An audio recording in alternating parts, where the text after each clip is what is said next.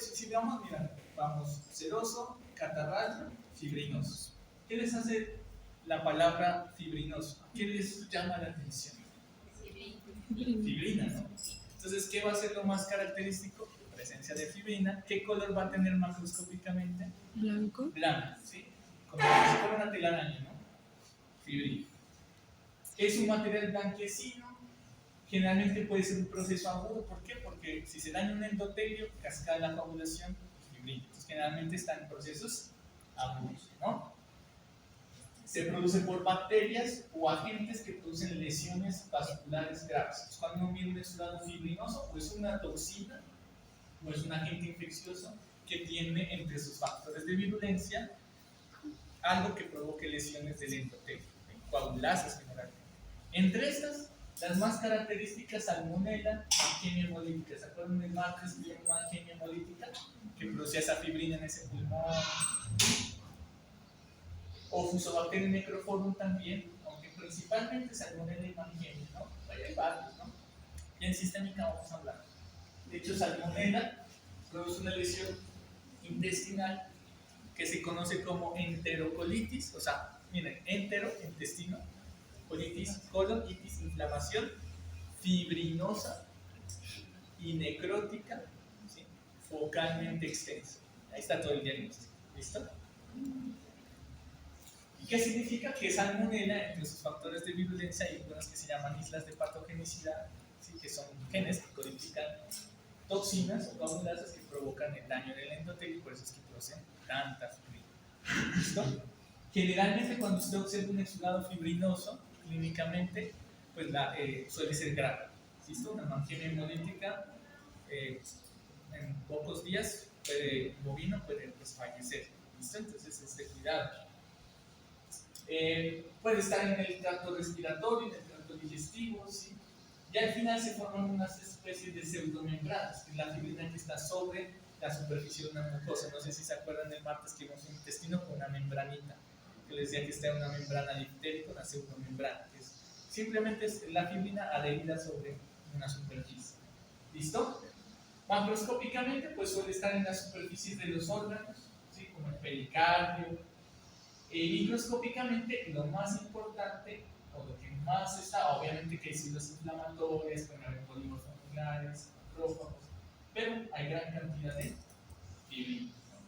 Entonces, observemos esto. Miren que este es el saco pericárdico y que hay un depósito de un material blanquecino. Entonces, ¿cómo lo diagnosticarían ustedes? Si este es el pericardio, ¿cuál sería el diagnóstico desde el punto de vista inflamatorio?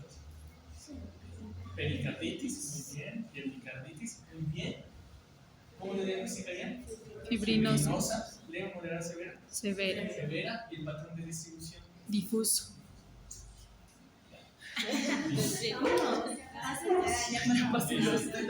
Estaría el máximo, perfecto. ¿Listo? Y microscópicamente, pues miren, aquí hay algunos polis, pues ya cuando ven la diapositiva en la casita la pueden ver mejor.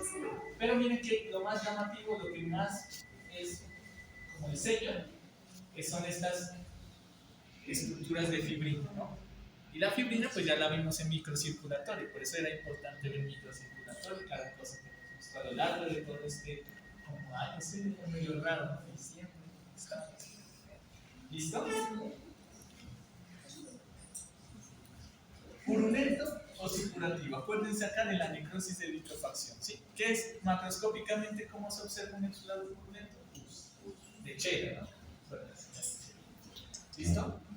Yo ayer me compré un bonjour y lo estaba vendiendo.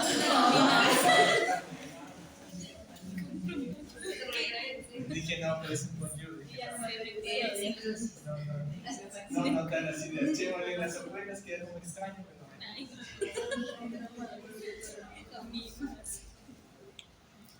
y es que así quedó como granulomatosis. Purulento y supurativo. Generalmente es un proceso agudo. ¿Por qué es un proceso agudo? Porque habíamos dicho que en la necrosis de liquefacción las principales células que observamos en el exudado purulento son los neutrófilos. Y los neutrófilos son la primera línea de defensa. En el exudado purulento, el 80-90% de las células son polimorfonucleares. Y si son la primera línea de defensa, es agudo. Entonces, cuando usted vea pus, es porque es algo agudo o lo que está pasando está ahí, persistente, está ahí. ¿Listo? Existen, o bueno, hay algo interesante también, que hay muchas bacterias que tienen la capacidad de generar este exudado inflamatorio. De hecho, a esas bacterias se las conoce coloquialmente como bacterias biógenas o bacterias formadoras de pus. Así se las agruparíamos en microbiología. Entre estas tenemos a los estafilococcos, que generalmente son gram positivos. Estafilococos, estreptococos, ¿sí? A veces coli también puede inducir al desarrollo de este tipo de exudados. ¿Listo? Y el mejor ejemplo, pues un absceso, ¿no? Que generalmente está encapsulado por tejido conectivo y que tiene pus.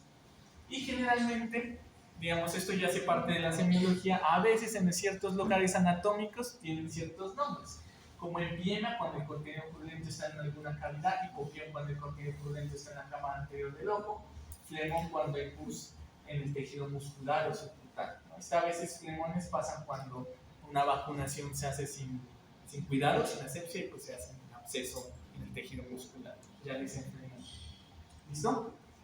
Y macroscópicamente, pues ya sabemos, ¿no? Blanco, amarillento, de olor ofensivo, ¿no? En patología, todo lo que huele maluco, para no decir eso huele horrible, olor ofensivo. Ese es el término en patología, ¿no? Sí, eso que huele, ¿no? Olor ofensivo. Opaco. Microscópicamente, pues miren, esto sí es recontra importante. Las células inflamatorias que están en este exudado son los neutrófilos, ¿sí? Porque los neutrófilos, los neutrófilos son la primera línea de celular. Y la mayoría de esos neutrófilos son hipersegmentados. ¿Por qué? Porque una vez empiezan a cumplir su función, sufren muerte celular y por eso se llaman hipersegmentados. ¿Por qué? Porque sufren cariorrexis, se fragmentan, entonces sufren pignosis, cariorrexis. Y nosotros le decimos neutrófilos hipersegmentados. Y cuando el neutrófilo está combatiendo, ya sabemos que vive entre 6, máximo 24 horas y muere. ¿Listo? Bueno, entonces ejemplos los que ustedes quieran. Aquí un absceso, por ejemplo, en el maxilar, ¿sí? Y miren que la mayoría son polimorfonucleares. No los podemos diferenciar cada segmentación porque ya están hipersegmentados. Y esta imagen es mía, por cierto. A ver, nos compartimos imágenes. O la subo en Instagram. La mayoría son polimorfonucleares, ¿no? Granulomatoso. Algo interesante es que cuando observan un exudado granulomatoso, ustedes automáticamente saben que es crónico. Crónico. Y acuérdense que el aspecto de este exudado es similar el aspecto macro, ¿no? Es similar a la necrosis de gasificación. Por eso les digo, ya tenemos que saber qué es necrosis, ya nos queda más. ¿Listo? Es crónico, tiene un aspecto deshidratado, inclusive el tapón que se menciona, hasta qué punto será exudado catarral, hasta qué punto serán los bovinos algo ya granulomatoso. Habría que mirarlo por macroscopía en esas vacas que tienen en la nariz, ¿no? ¿Qué tipo de rinitis? Pero sí les da rinitis a los pobres. ¿Listo? ¿Por qué es característico este exudado? En agentes que producen reacción a cuerpo extraño. Es decir, agentes que produzcan una hipersensibilidad de tipo 4, que es la crónica, es la larga. Entre esas tenemos las suturas, igual que la queratina en el pelo, las inyecciones. ¿Con ustedes fue que vimos? Nada, no. Sí, ¿se acuerdan que vimos una neoplasia que era un sarcoma post-inyección y que tenía eso? Las inyecciones pueden inducir a reacciones granulomatosas. O sea, ahí en ese sarcoma hay un sarcoma post-vacunal y una inflamación granulomatosa adicional, ¿no? Son dos cosas. ¿Listo? Las inyecciones, los hongos, ¿por qué? Porque los hongos tienen cutículas gruesas que hacen que no sean difícil fagocitosis. Bacterias ácido alcohol resistentes como el Mycobacterium y la Yersinia. Este Mycobacterium tiene una capacidad interesante porque el Mycobacterium en su membrana celular hace que no se una la unión del fago con el lisosoma. Es decir, en el proceso de fagocitosis se deja fagocitar, por eso se llama fago, pero cuando el lisosoma empieza a actuar sobre ese Mycobacterium, no lo puede hacer. Por eso esa bacteria se dice que tiene un mecanismo de evasión de la unión del fago con el lisosoma. Ya vamos a mirar. Macroscópicamente es un material blanco amarillento, color ofensivo, y microscópicamente la mayoría de células, no se vayan a olvidar, por Dios, son mononucleares, ¿sí?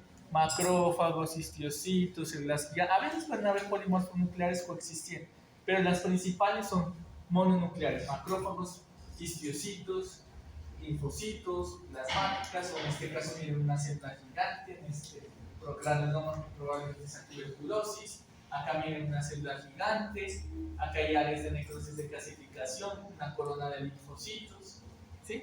Ya la vimos, cuando vimos necrosis de calcificación, indirectamente estábamos mirando infiltrado granulomatoso, ¿listo? Por eso es que, lo que les digo, esto es la unión de todo, ¿listo? Entonces ya sabemos los modificadores, el tejido, el exudado, la distribución, ahora sí lo agudo y lo crónico.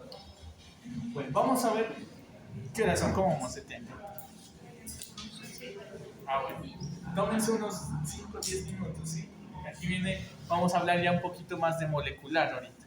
¿Listo? Entonces, estírense así. Tomen aire, ¿sí? Porque vamos a arrancar otra parte que es bien importante. ¿Listo? ¿Cuáles son los mecanismos que intervienen en la inflamación? Vean, ¿no? Básicamente, aunque pues digamos que digamos que en la vida real pueden haber modificaciones, pero digamos que en general podemos dividir este proceso en 4 etapas. ¿Listo? La primera etapa es el reconocimiento de un antígeno como algo no propio y el que desencadena la respuesta inflamatoria. A veces no pasa nada. Ustedes no han visto, por ejemplo, ¿ustedes han visto muestras de músculo en vacas, en matadero? Por ejemplo, en las muestras de músculo puede encontrar sarcosporidium, puede encontrar algunos parásitos, y usted lo observa y no encuentra nada, ni inflamación ni nada, y es porque el parásito evita que sea reconocido y no se da la inflamación. A la vaca no le pasa nada, a nadie le pasa nada, usted se come eso y no le pasa nada. Y hay hartísimos protozoarios. En la carne no la han visto, si la ven, a más de uno ya se pone a pensar en comer carne de vaca. ¿Listo? Entonces el primer paso es reconocerlo. Si no lo reconoce, no se da el proceso. El segundo mecanismo son los cambios vasculares. Ya los vamos a mirar. El tercer paso son los cambios celulares. Y el último, que en realidad están metidos inmersos en todo esto, son los mediadores químicos de la respuesta inflamatoria. ¿Listo? Si entienden cada uno de esos pasos, el resto es mamey. ¿Listo? El resto ya es mamey, y se los digo. ¿Sí? Es un poco largo, pero es. ¿Por qué? Porque ya vieron todos. Yo sé que ya vieron todos. Bueno, ¿cómo se reconoce la lesión? ¿Sí? El organismo tiene básicamente 2 formas para reconocer a un agente, ¿sí? Como algo que no propio o lesivo. ¿Listo? El primero son los receptores proteicos de transmembrana o los receptores tipo TOLC o receptores tipo señuelo. ¿Listo? Listo. Entonces, primer mecanismo de reconocimiento, receptores tipo TOLC, receptores tipo membrana. ¿Sí? Y miren esto, ¿no? ¿Por qué está señalado en negro? ¿Sí? ¿Dónde están ubicados los receptores tipo TOLC? En la membrana celular. Acuérdense. ¿Listo? Y hay otros tipos de receptores que se llaman receptores intracelulares o NOS. ¿Listo? Y estos reconocen a... ¿Qué reconocen estos? Miren, estos receptores tipo TOLC y estos receptores que son intracelulares tipo NOS. ¿Qué creen que reconocen? Resulta que, por ejemplo, los agentes infecciosos como las bacterias, ¿sí? Algunos virus, que no es más difícil, los virus, algunos parásitos, protozoarios, en su membrana celular tienen, por ejemplo, algunos residuos de ciertos aminoácidos, ¿sí?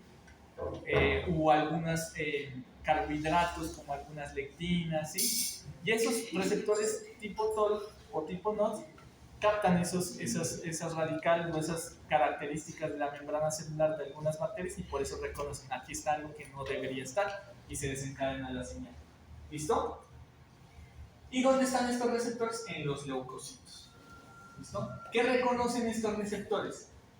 Como hay tantas moléculas, hay tantas, digamos, se me escapa a mí la palabra, ¿sí? Hay tantos radicales que tienen esos agentes, pues se los denominó como patrones moleculares, ¿sí? Y se conocen como PAMs, patrones moleculares asociados a patógenos. No sé si ustedes los vieron en inmunología. ¿Listo? ¿Qué son esos?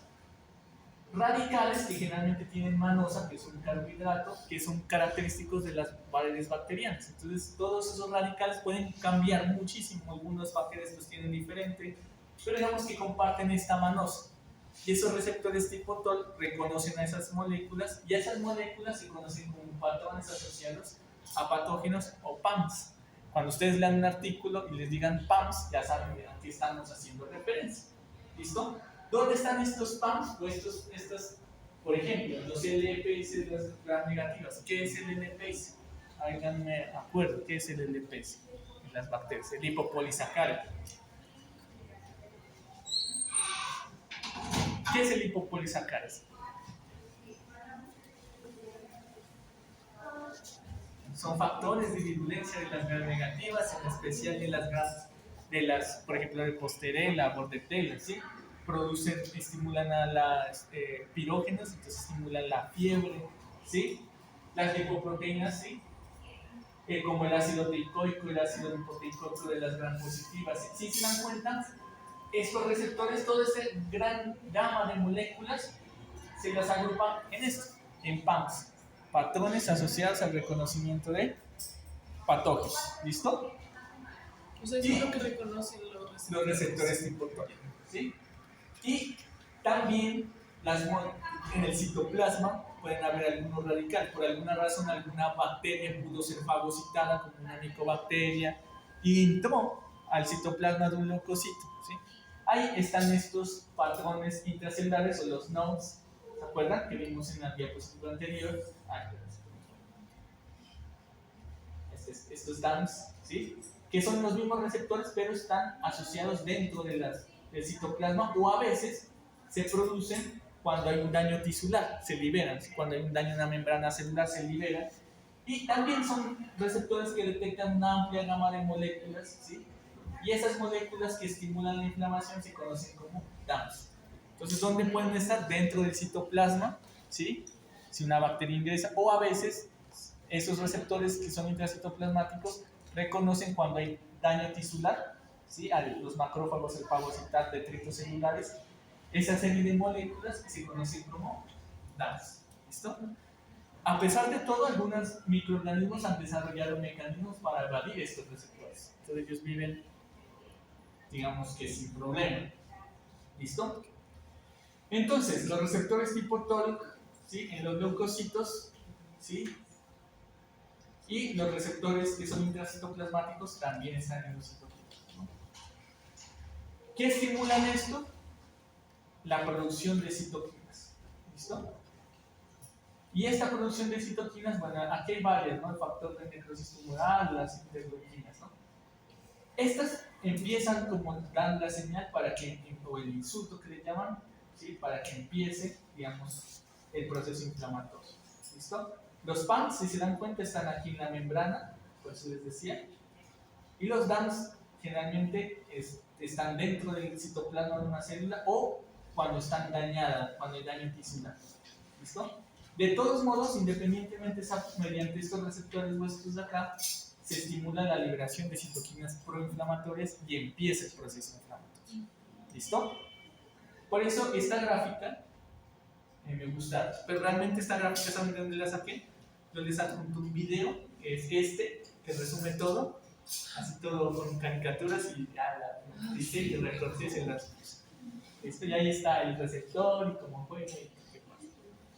Eso en mi época no había. Pero lo que les recomiendo es que lean el texto y al final miren el video y les queda todo bien chévere. ¿Listo? Pero háganlo, ¿no? Antes de seguir con las citoquinas, porque habíamos dicho que aquí arrancaba la producción de citoquinas, ¿sí? Aquí también es algo bien importante que tengamos en cuenta. Uno, digamos, coloquialmente cree que las citoquinas, que todas son proinflamatorias. Todo es para inflamar y no. Hay algunas que son proinflamatorias, la interleuquina 1, la 2, la 6 y la 8, pero en especial la 1, no es que las otras no lo hagan. Pero hay otras citoquinas que son antiinflamatorias, ya acuérdense, ¿no? Que es la 10 y la 4 principalmente. La 10 y la 4. ¿Por qué es importante tenerlo en cuenta? Porque ¿qué habíamos dicho después de la inflamación que sigue? O la inflamación antecede el proceso de reparación. Estas interleuquinas intervienen en el proceso de reparación. ¿Listo? Entonces, la 1, acuérdense aquí, y aquí acuérdense la 10 y la 4. ¿Listo? 10 y 4. Bueno, antes de que se liberen citoquinas proinflamatorias, empiezan a suceder algo que se conoce como los cambios vasculares. ¿Listo? Entonces ya vamos a la segunda etapa, ¿no? Reconocimiento de la lesión, la producción de citoquinas proinflamatorias, vamos a la etapa 2. Cambios vasculares. ¿Listo? Los cambios vasculares. Y vamos bien, ¿sí? Esto ya lo sabemos, simplemente vamos a hacer un pequeño recorderis. ¿Qué es lo que normalmente sucede en una red vascular terminal? Está la ley de Frank-Starling, donde hay un equilibrio de presión, ¿cierto? ¿Qué es lo que sucede? Muchas veces, ¿sí? Bueno, empecemos con cuando sucede un daño. El ejemplo más común es el del daño tisular, o es, digamos, el modelo que se usa para explicar esto. Cuando ocurre un daño tisular, hay daño del tejido y libera todo ese mecanismo de señalización y la producción de citoquinas proinflamatorias. Y el mismo daño tisular produce primero que bajo el efecto de la adrenalina y la noradrenalina, ese vaso sanguíneo en la red vascular terminal sufre un proceso de vasoconstricción, se cierra, pero eso dura unos cuantos segundos. Después, ese vaso sanguíneo,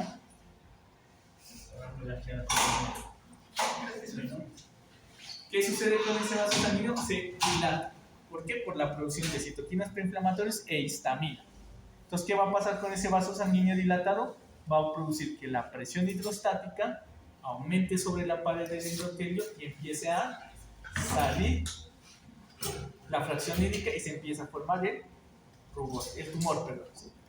Y el rubor es a cierta parte. ¿Listo? Entonces, ¿qué sucede? Primero hay una vasoconstricción momentánea, pero después la histamina, y me había olvidado de algo importante, ¿no? También se libera óxido nítrico, produce que haya vasodilatación. ¿Listo?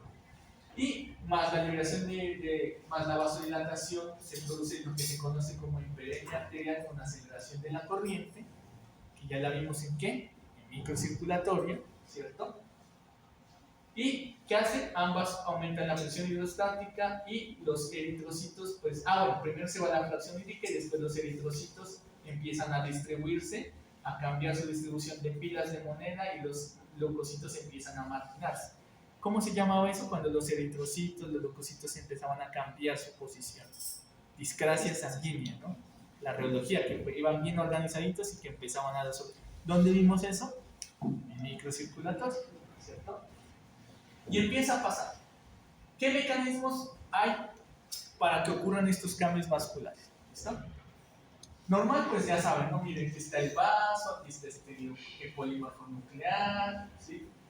Puede ocurrir uno, ¿sí? Por la liberación de histamina o óxido nítrico, que haya vasodilatación y aumento de las uniones interendoteliales y la salida primero de la fracción hídrica, después de citoquinas proinflamatorias y finalmente los leucocitos. Pero eso ahorita lo vamos a mirar, ¿no?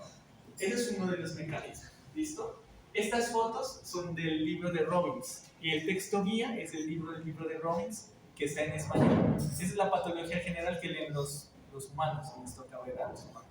El proceso inflamatorio es el mismo, entonces lo vamos a leer en el mismo capítulo. ¿Listo?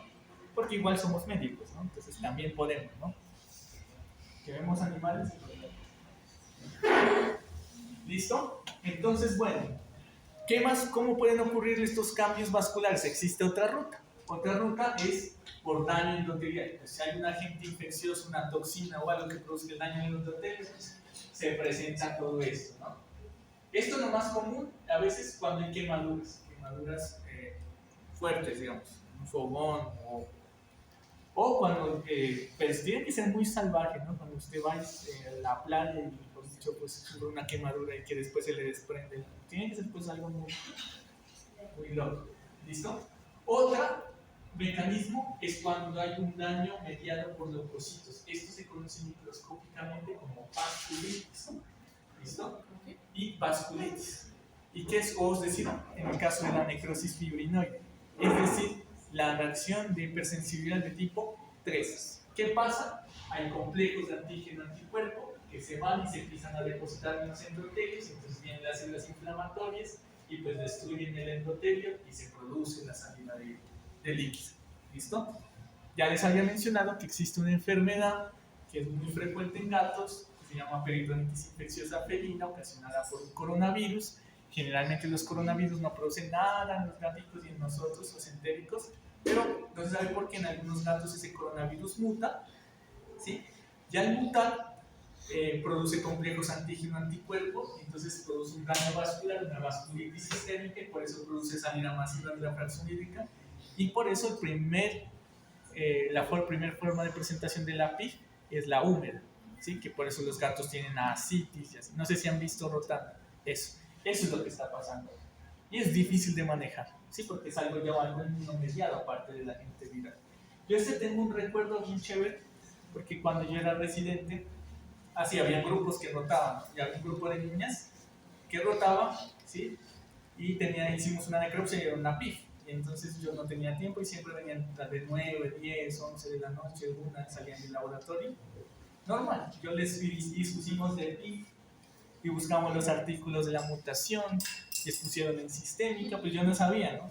Lo que pasa es que generalmente en las exposiciones pues nadie saca más de 3, nadie saca más de 3, 5, nada. Pues les fue bien, sacaron 4. Y como sacaron 4, me acuerdo que pasaron, ¿no? Raspado, pero pasaron. Entonces, al otro día estábamos con un amigo, íbamos al laboratorio, entonces teníamos una ancheta, teníamos de todo, hacía ancheta. Bueno, yo no tomo, pero había cerveza, esas cosas. Y yo no entendía y por qué. Y decía, no, entonces cuando miramos la lista, claro, en la exposición sacaron 4, y ese era caso mío. O sea, les fue bien, sacaron 4 y pasaron. Raspados, pero pasaron. Entonces ya andaba repartiendo. ¿Quién es este? Este. Y el otro mecanismo se llama por transitosis. ¿Listo? Y generalmente esto se produce más en vénulas. ¿Listo? Es donde aumenta, digamos, el paso indiscriminado, o sea, no hay daños endoteliales, pero aumenta, digamos, la permeabilidad y pasa más la fracción hídrica. ¿Listo? Estos son los mecanismos por los cuales se dan los cambios vasculares. ¿Fácil? Fácil. Claro que fácil. ¿Listo? Así hubiera que me hubieran explicado, ¿no? Nunca me explicaron, me tocó a mí solo. ¿Listo? ¿Qué sigue? Cambios celulares. Esta parte es súper chévere. Van a darse cuenta. ¿Listo?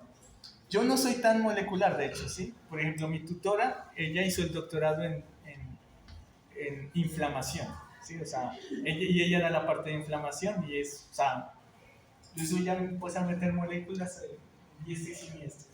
Porque lo que yo sí les conté que hizo ella, ¿no? Ella seccionaba médulas de ratas, simulando el con cizallamiento, simulando accidentes de tránsito, o sea, de motos. Con cizallamiento, las ratas quedaban cuadraplégicas. Y había con células madre, que es una célula que está en el bulbo olfatorio, que se llama Glial bulbo olfatoria. Les hacían ensayos in vivo. Y esas células de Glial bulbo olfatoria, ¿sí? Eso se llama medicina celular, ¿no? Células madre. Evitaba que los macrófagos se diferencien en fibras, eso lo estoy diciendo bien sencillo, que se diferencien en fibroblastos, entonces evitaba que haya fibrosis, y los axones que se cortaban, se podían unir. Y si se podían unir, ¿qué creen que pasaba con las ratas? Volvían a caminar, ¿sí? Estaban pero cuadraplégicos, no quedaban pues no caminaban perfecto, pero sí algunas al 70, al 80%, después de haberse seccionado, o sea, la seccionaba y las cizallaban, ¿sí? De las pobres. Y obviamente para entender eso hay que saber mucho del proceso inflamatorio, y es por eso que el artículo que está en el Drive es uno de los artículos que ella publicó de las moléculas implicadas en el proceso inflamatorio. Está en español, ¿no? Pero ahí está, dice Lucía Botero, $1000, ahí está. ¿Sí? A mí me gustan las tutorías, siempre son muy chéveres con nosotros.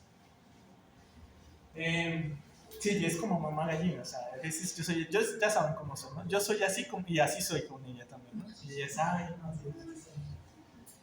Listo. ¿Cómo sucede? No sé, ¿qué creen? Normalmente, ¿qué pasa? Hay un vaso sanguíneo, ¿cierto? Y normalmente, o sea, no sé, no es de, digamos, así anárquicamente que es el neutrófilo, yo me voy acá, salgo del endotelio, me voy acá donde está la lesión, eso tiene una serie de pasos, ¿listo? Y esos pasos vamos a mirar, se llaman 1, etapa de Rodin, 2, etapa de adhesión firme, 3, etapa de transmigración y 4, etapa de quimiotaxis. Esas son las etapas. ¿Y qué células actúan? Ya vamos a verlas para despacito. Los neutrófilos, los eosinófilos, las células de Mars, los linfocitos y macrófagos. Miren algo interesante. La primera célula que actúa es el neutrófilo. Y ya vamos a ver por qué. Y un amigo, una colega, si le encanta esto de inflamación, también le gusta explicarlo. Yo no es muy fuerte, la verdad, la inflamación, pero me gusta, intenta cómo va a hacer las quedamas. Mi tutora tampoco intenta hacer las quedamas, pero yo sé que no es mi power en esto. ¿Listo? Si se dan cuenta, miren que aquí está el neutrófilo, ¿cierto? Y este es el endotelio, ¿sí? Y generalmente cuando hay un daño tisular, ¿se acuerdan que habíamos dicho que en las etapas previas había migración de citoquinas inflamatorias y el factor de necrosis tumoral, la interleucina 1, miren acá, producen la expresión de unas proteínas en el endotelio? Por eso yo les decía en microcirculatorio que el endotelio es una célula ya, pero produce que las células del endotelio expresen unas proteínas que se llaman selectina P y selectina E, ¿sí? Sobre todo la selectina E, ¿no? Primero, la selectina E endotelial, pues acuérdense, ¿listo? Esta selectina, ¿sí? Interactúa, miren que primero ocurrieron estos pasos. Esta selectina interactúa con una glucoproteína que está en la superficie externa del neutrófilo, ¿sí? Que se llama glucoproteína de Cial-Lewis modificada.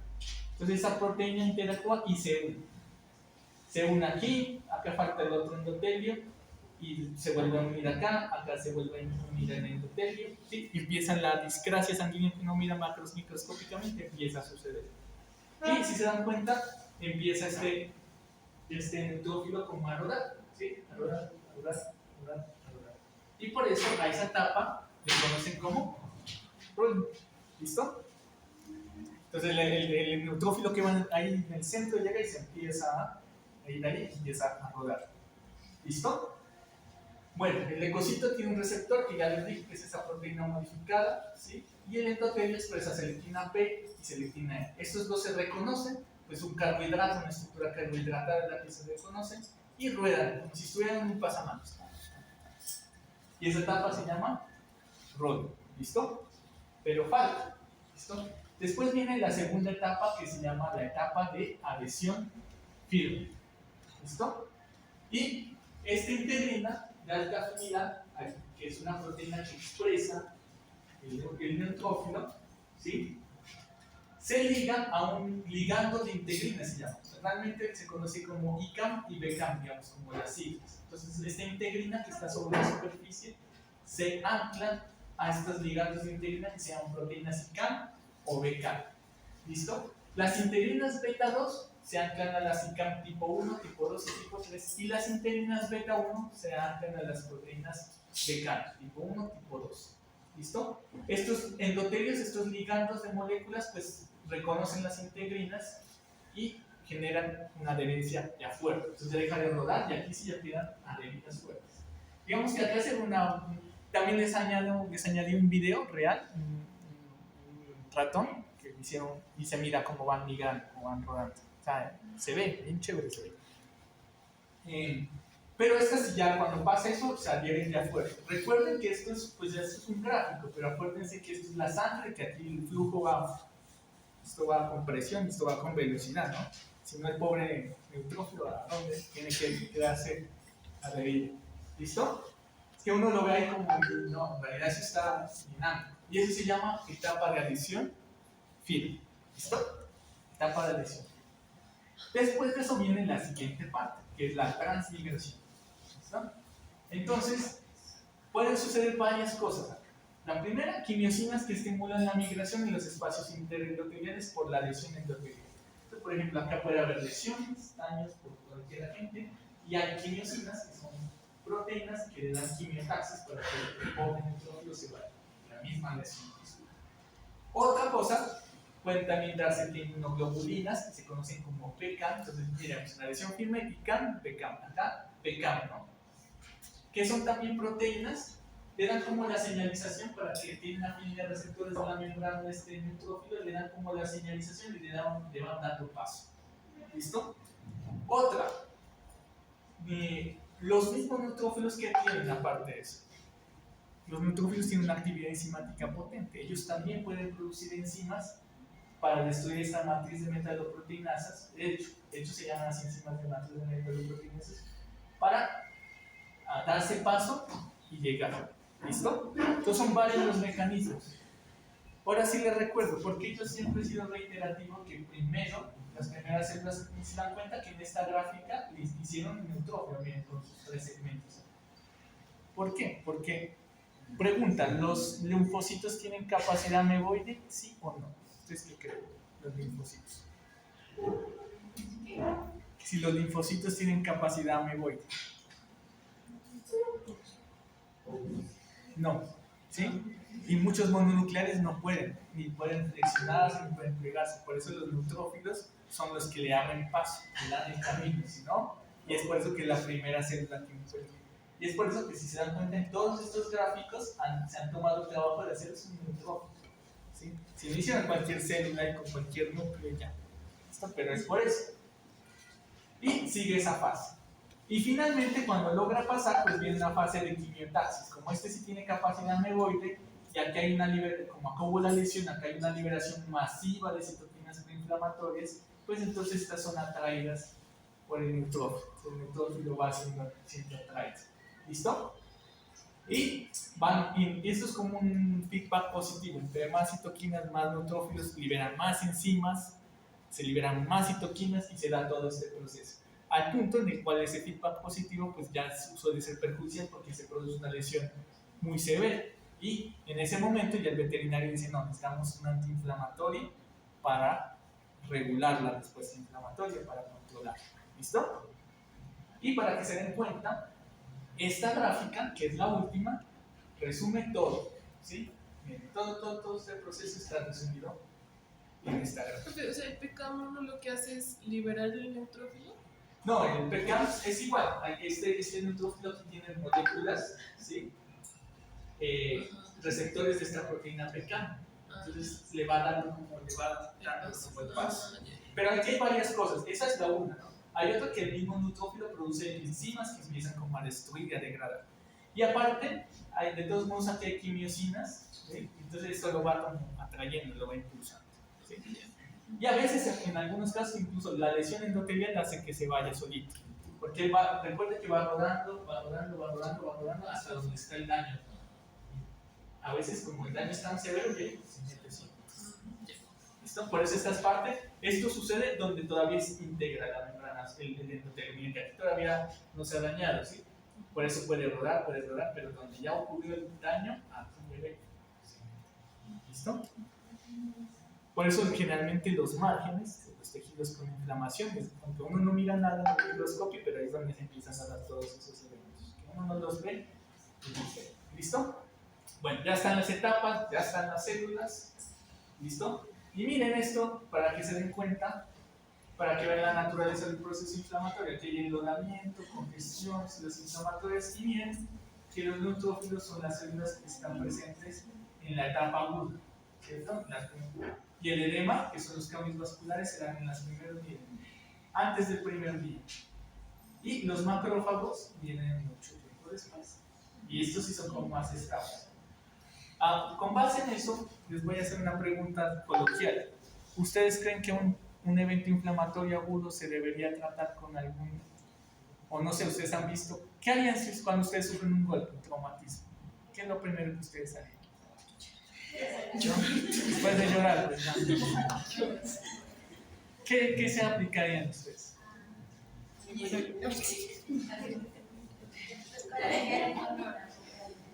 Algo para el dolor, sí, pero...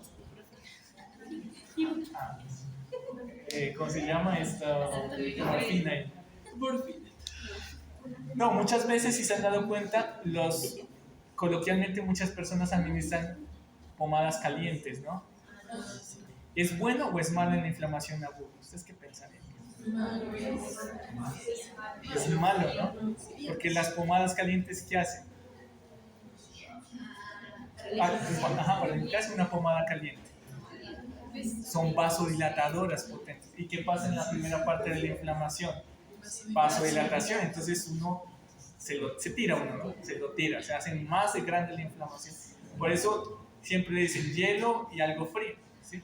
Porque el hielo y lo frío es vasoconstrictor, entonces modula, ¿no? Hace que no sea pues tan exagerado. Pero después de unos días, por eso es que les muestro esta gráfica, miren, después del segundo día más o menos, ¿no? Día y medio, ahí sí podemos utilizar una pomada caliente. ¿Por qué? Porque la pomada caliente produce vasodilatación, entonces ayuda a los vasos linfáticos a drenar el tumor que está ahí emocionado. Entonces, si usted se troncha ahí jugando lo que sea, no se vaya a poner algo caliente porque peor queda así, algo frío, ¿sí? Inmediatamente. A los 2 días, o un perro que vaya a los 2 días, ya pensemos en algo, ahí sí ya podemos pensar en algo caliente. ¿Listo? Patología aplicada bien. ¿Listo? Ya. Células inflamatorias, ya vamos en la última etapa, ¿no? Vamos a hablar de las células inflamatorias. ¿Listo? Los neutrófilos, y esto ya lo sabemos, por eso lo vamos a pasar rápidamente. Los neutrófilos pues actúan de 6 a 24 horas, son abundantes en la sangre, responden rápido a la quimiotaxis, salieron de las citoquinas P. Funciones: fagocitan partículas, destrucción intracelular de partículas, y tienen unos gránulos, ¿no? Esos gránulos pues tienen gelatinasas, mieloperoxidasas, ¿no? Forman. Bueno, esto sí también es importante. ¿Cómo sucede la fagocitosis? ¿Alguno de ustedes recuerda cómo sucede el proceso de fagocitosis? Eso sucede en unos módicos pasos, ¿no? Todo en sí. El primero, reconocimiento de partículas por parte de receptores. Después la internalización, es decir, se rodea la partícula. Después esta parte es importante, se forma el fagosoma. Ahorita miramos un gráfico y ya les digo. Después se forma el fagosoma, se une al lisosoma y eso se conoce como fagolisosoma. Aquí las bacterias, como el de la tuberculosis, evaden este paso y por eso quedan fagocitadas, más no destruidas por el lisosoma. ¿Listo? Y finalmente hay la destrucción del microorganismo de la partícula por acción del lisosoma mediante 2 rutas. La primera, una vía independiente del oxígeno, que es a través de mieloperoxidasas, colagenasas, y la segunda, por una vía dependiente del oxígeno, en donde el lisosoma, en el fagolisosoma, produce especies reactivas del oxígeno, radicales libres, y hace peroxidación de la membrana de la bacteria y la desaparece. ¿Listo? Fácil, fácil. Entonces miren acá, esto es lo que ocurre en las especies reactivas del oxígeno: peroxidas en las membranas, dañan el DNA, producen quimiotaxis, y bueno, lo que sí es importante tener en cuenta acá es que esta reacción de producción de especies reactivas del oxígeno dentro del lisosoma es reversible, porque si no la célula pues, se despedazaría, ¿no? Es reversible. Pero a veces ya el neutrófilo a las pocas horas también ya finaliza su metabolismo y también se muere. ¿Listo? Miren, este es un ejemplo, ¿no? Primero que por receptor de Manosa, ya lo vimos, lo internaliza, ¿sí? Y forma el fagosoma. Y después el fago se une al lisosoma y por ruta independiente del oxígeno, por acción de enzimas, la destruye. Y por la vía dependiente del oxígeno, pues se forman radicales libres que producen la peroxidación y se destruye la membrana, la bacteria o la partícula. ¿Listo? Bueno, eosinófilos, esto es importantísimo. Ellos tienen una proteína que se llama proteína básica mayor, ¿sí? Y esta proteína básica mayor produce histaminasas y descompone la histamina. Por eso, digamos que tienen actividad, regula la inflamación. Los eosinófilos hacen que no sea tan exagerada. ¿Listo? Y también hay algo importante con los eosinófilos, ¿sí? Es que producen alisulfatasa y esta proteína catiónica eosinofílica de parásitos tiene un efecto antiparasítico contra parásitos, pero no cualquier parásito, generalmente nemáticos. ¿Listo? Contra nematos, aunque en algunos casos pueden afectar a otros parásitos. Funciones, pues tienen una actividad antiparasitaria y regulan las alergias porque modulan la respuesta inflamatoria. Por eso cuando hay alergias en el microscopio uno encuentra eosinófilos y células de mast. Siempre suele encontrarlos acompañados. ¿Listo? Bueno, las células de mast, pues muy bonitas, producen histamina, ¿sí? Se degranulan, están presentes en las cuando hay exposición a inmunoglobulina E, en las reacciones de presencia tipo 1, y mediante la unión de receptores tipo TOL, pues ellas se activan y degranulan, ¿no? Estas están después presentes en la inflamación aguda, por eso en las alergias por hipersensibilidad de tipo 1, si uno prescribe cromoglicato sódico, que es cromoglicato, ese es un medicamento que inhibe la degranulación de los mastocitos, se llama, y para los ojos y así. Pero cuando es hipersensibilidad tipo 1 funciona, cuando ya está coexistiendo otro tipo de hipersensibilidad ya no es tan bueno. O si la hipersensibilidad ya es más retardada, si usted prescribe cromoglicato sódico no va a funcionar. Pero si es aguda le va a funcionar bien. Por eso uno tiene que saber esto cuando ve fármaco. ¿Listo? Y produce histamina, pero la mayoría de médicos, de veterinarios, de una vez el corticoides, si no se complican, de una vez mandan el, pero pues los corticoides a veces tienen efectos no deseables. Sería bueno conocer bien la inflamación. O al menos mi tutora dice eso, que los estudiantes deben entender bien esto para que sepan aplicarlo la terapéutica después. Y yo creo que tiene razón. ¿Listo? Macrófagos, ¿no? Características. Antes pertenecen al sistema fagocítico mononuclear, antes del sistema reticulo endotelial. De acuerdo al tejido, tienen términos particulares como huesos osteoclastos, tejido conectivo esquiocitos, células de Kupffer, y su función predominante son fagocitosis o actuar como células presentadoras de antígenos, ¿no? Funciones: fagocitosis, destrucción, modulan la inflamación. Estos inician el proceso de reparación, ¿sí? Actúan como célula presentadora de antígenos, se diferencian según su función. ¿Listo? De acuerdo a la morfología, pueden ser células epitelioides, ¿sí? Que son alargadas, o células gigantes multinucleadas, y tienen dos mecanismos de acción, que esto es lo más importante acá.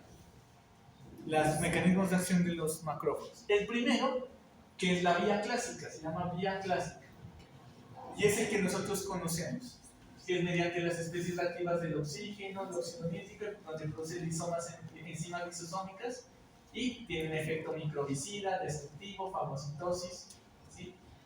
O mediante quimiosinas como la interleuquina 1, la 2 y la 23, que producen inflamación por la fagocitosis o destrucción directa de la vida. Pero la ruta alterna, ¿sí? La ruta alterna, miren acá que está interviniendo aquí, la interleuquina 4, la interleuquina 10, ¿sí? La quinasa o la prolina por la amenaza, tienen efectos antiinflamatorios y comienzan el proceso de reparación de las heridas y el proceso de la fibrosis. Es decir, que los macrófagos cuando actúan por la vía alterna son antiinflamatorios y empiezan el proceso de reparación. Es por eso que tenemos que identificar estos dos tipos de rutas que tienen. ¿Listo? Bueno, y aquí hay una serie de citoquinas que se producen, ¿sí? Que pues actúan sobre los diferentes tipos de macrófagos. Linfocitos, pues ya los vimos, ¿sí? Hay los NK, ¿sí? Los linfocitos T, los B se capacitan a células plasmáticas, eso ya lo vimos. Y la última parte, y acabamos, ¿sí? Por eso les dije que debían recargar energías, ¿no? Que era larga y sustanciosa la clase. ¿Cómo?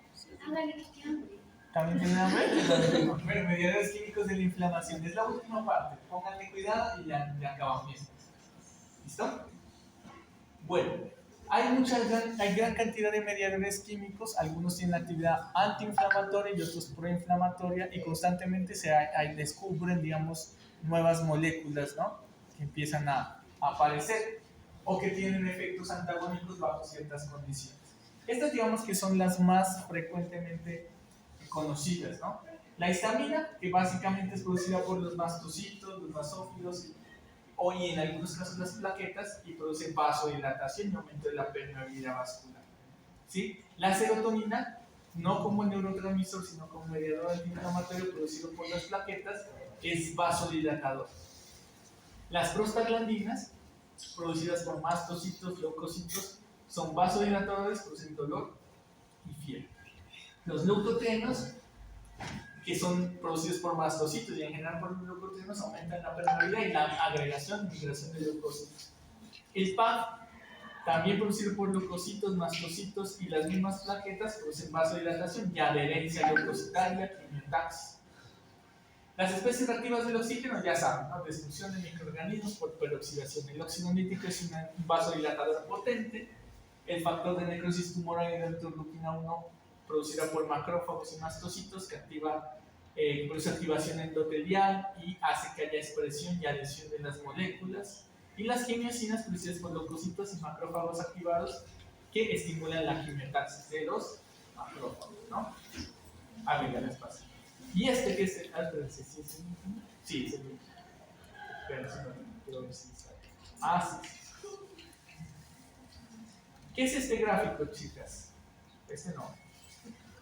¿Se trabó esto? ¿Parecía algo ahí? Desviando una computadora. Sí,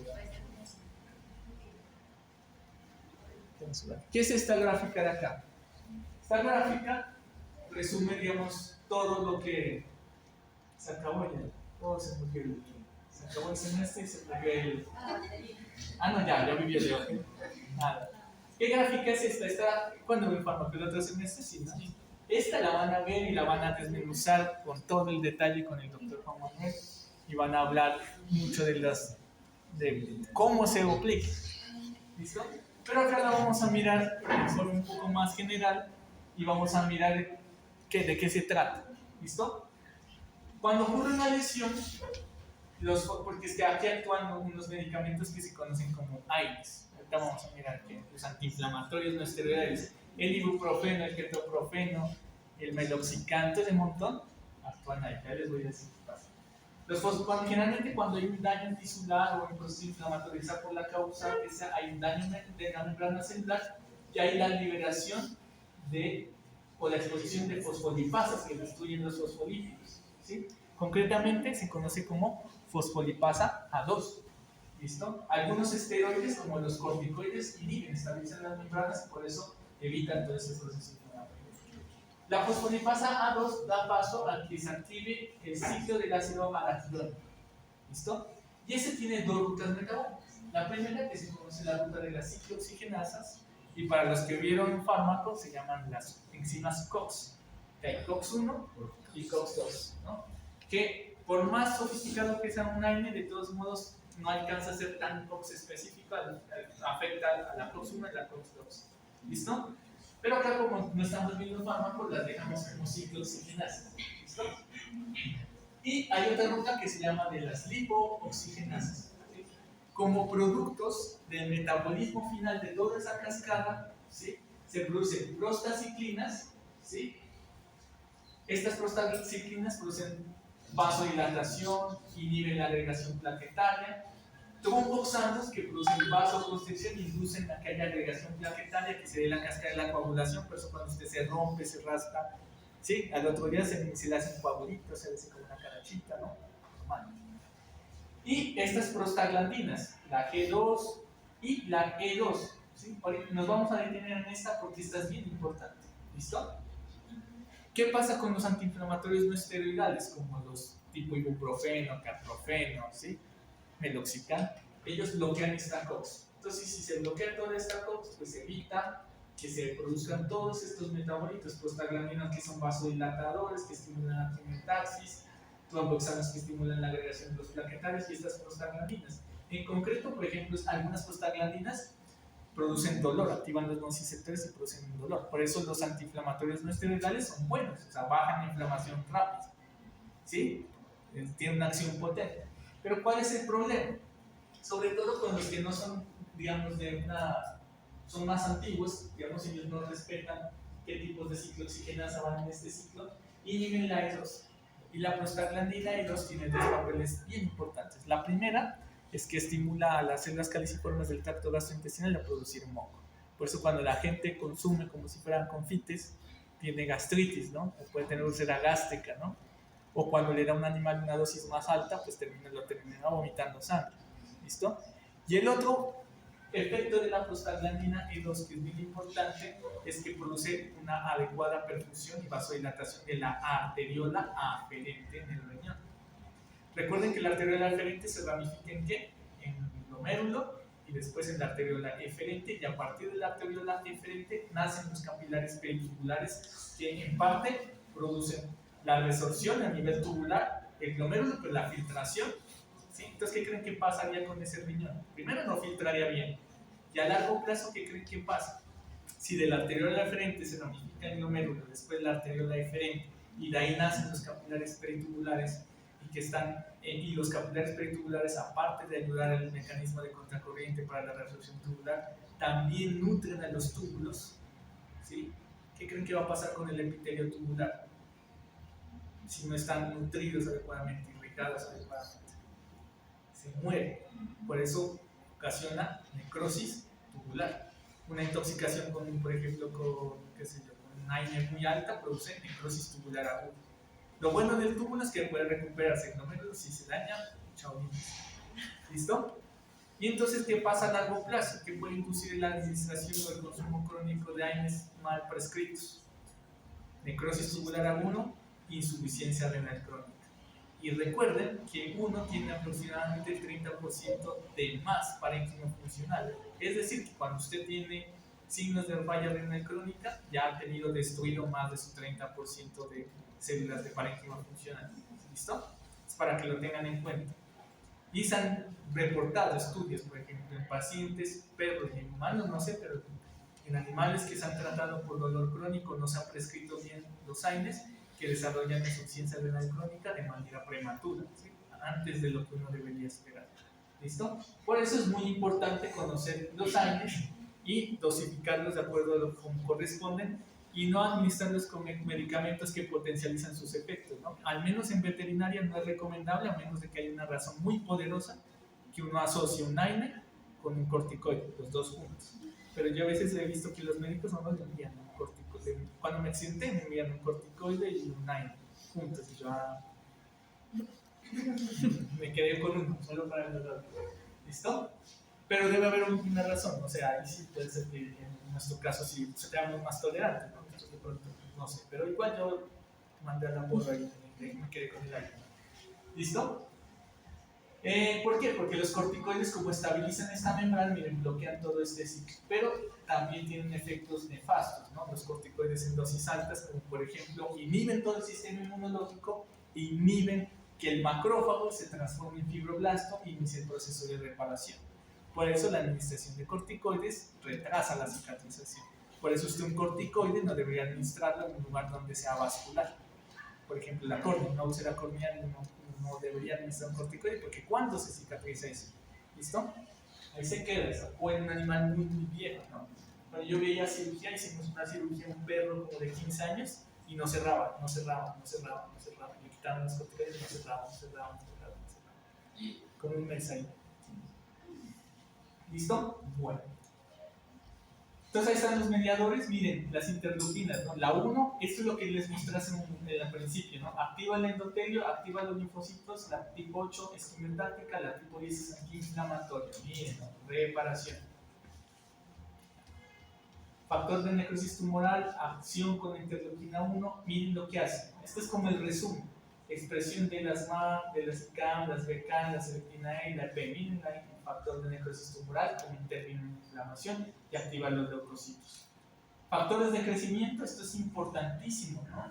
Por ejemplo, factor de crecimiento epidérmico. Después, en la reparación, ¿qué pasa? Estos factores se liberan y estimulan que haya hiperplasia de la epidermis para repararse, hiperplasia de crecimiento de fibroblastos para la fibrosis, factor de crecimiento endotelial vascular, neovascularización. ¿Eso cómo se llama? Tejido de granulación. Cuando hay neovascularización en el inicio de la reparación posterior a la inflamación, se llama tejido de granulación. Se lo puede ver macroscópicamente. Un cirujano lo ve. Dice, sí, hay tejido de granulación. A los 2 días vamos bien. No hay tejido de granulación. ¿Qué será? Hay que reavivar bordes, raspan los bordes para que otra vez se vuelva a unir hay afrontamientos. ¿Sí? ¿Y quién lo hace? Ustedes, viéndolo macroscópicamente y conociendo la patología de la inflamación, ¿no?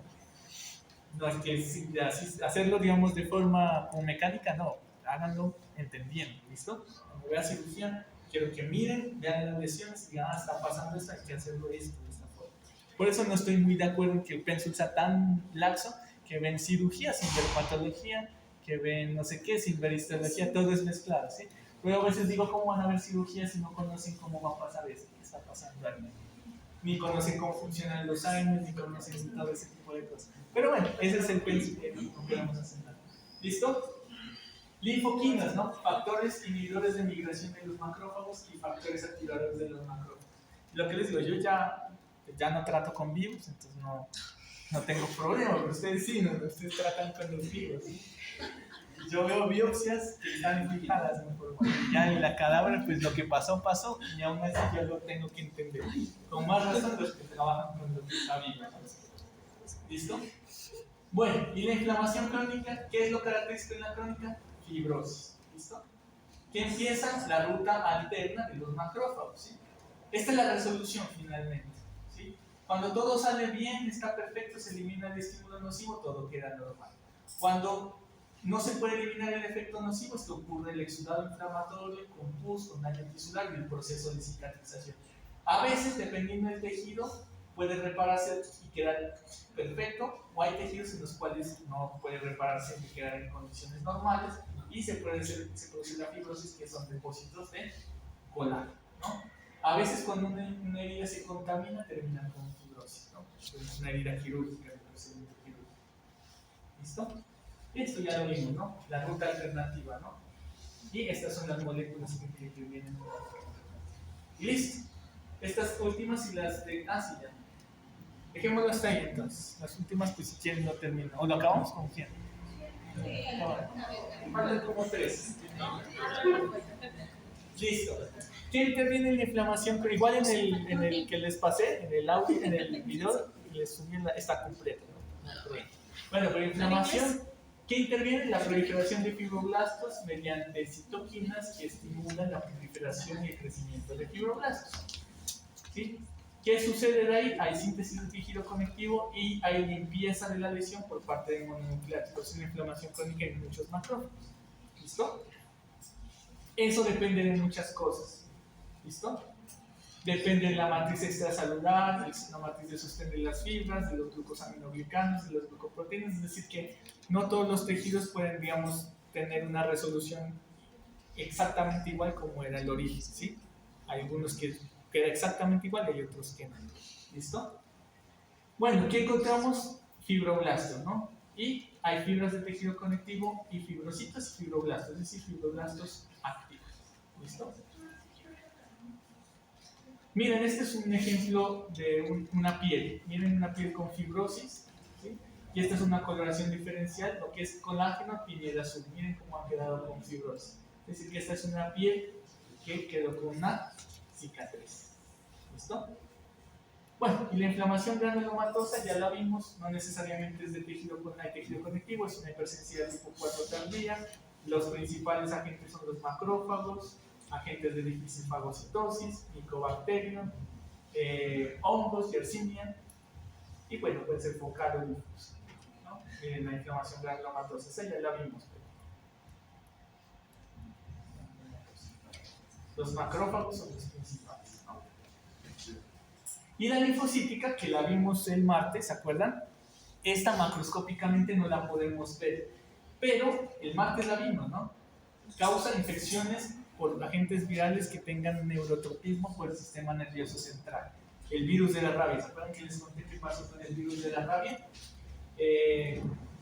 Y en infecciones renales o a veces cuando hay reacciones antígeno-anticuerpo. Pero algo bien importante es que esta linfocítica no se ve macroscópicamente y se da generalmente en el encéfalo, cuando es en el encéfalo por agentes virales neurotrópicos. Y que esa lesión se conoce como manguitos perivasculares. Acá se los muestro. Este es un manguito perivascular. Causas infecciones virales, ¿no? Rabia, Uyesqui. A veces algunos agentes bacterianos pueden hacer el listeria o toxoplasma. Y cuénteme. Es que eso no sale en la presentación. ¿No? No. Es que este es de este año 2002, este es 22. Esta es la última presentación de estas, yo se las puse. O sea, que el anterior año no tenía estas. etcétera. Bueno. ¿Está? Pero entonces, ¿cuál se la subí? No le subí la última versión. ¿Sí? Entonces seguramente no. Esta es la última versión. Esa se la voy a subir. ¿Ya la cambió? Sí. Bueno. Listo, no, pero es la inflamación, es la inflamación linfocítica, ¿no? Quizá la vimos el martes. En serio que se está acabando la material. Y la cicatrización, que generalmente cuando es normal, todo el proceso, lo que vimos sucede de forma normal, se conoce como por primera intención. Cuando hay una sobreinfección bacteriana o se complica, se conoce como por segunda intención. ¿Listo? Entonces cuando un cirujano dice hay que cicatrizar por segunda intención, entonces generalmente es porque hay una complicación. Bueno, algunos hablan de por tercera intención, ¿no? Pero generalmente es cuando se habla de primera y segunda intención. Y listo, chicos, acabamos todo. ¿Sí? Un día sustancioso, ¿no? Pesado un día, pero bueno. Ah, pues como hoy tengo las llaves de este chuzo.